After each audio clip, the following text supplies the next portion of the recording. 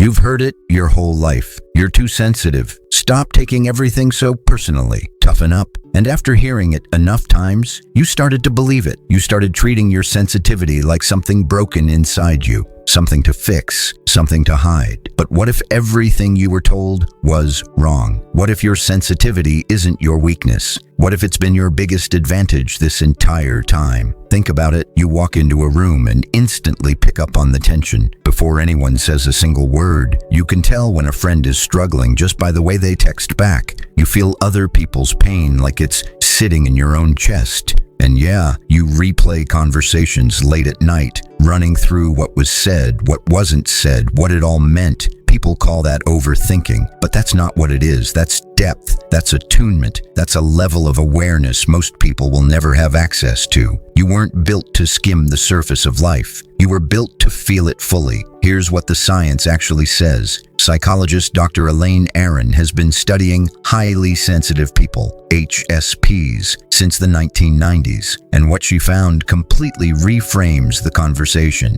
HSPs don't have a weaker nervous system. They have a deeper processing nervous system. Your brain isn't overreacting. It's picking up on information other people's brains simply filter out. About 1 in 5 people are wired this way, and across history, that trait has shown up in some of the most creative, empathetic, and perceptive minds the world has ever seen. This isn't a flaw in your design. This is a feature. Here's the part nobody talks about. The same sensitivity that makes a loud, crowded room feel like too much, that's the exact same sensitivity that makes you someone people trust with their hardest moments. You don't just hear people, you actually feel what they're trying to say, even when they can't find the words for it. That kind of emotional attunement is genuinely rare. Most people spend decades in therapy trying to develop what comes naturally to you. And in a world where people are lonelier than ever, that ability to truly connect, that's not weakness. That's one of the most powerful things a human being can offer another person. Sensitive people make some of the most effective leaders, not because they dominate the room, but because they read it. They catch problems early. They notice when someone on the team is burning out before it becomes a crisis. They make decisions with both logic and conscience. Sensitive people create the art, the music, and the writing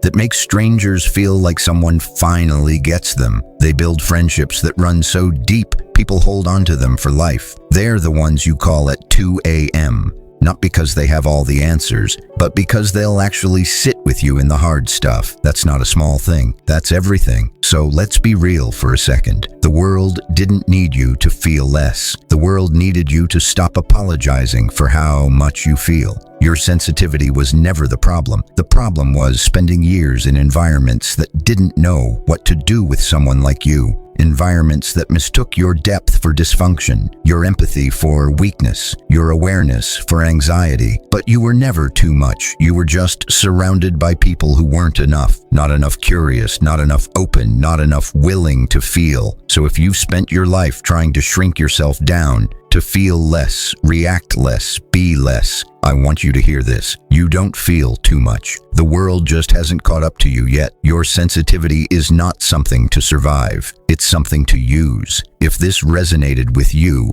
tell me in the comments, what's one way your sensitivity has actually been a strength in your life? I genuinely want to know. And if someone in your life needs to hear this today, share this video with them. It might be exactly what they've been waiting for. We'll see you in the next one.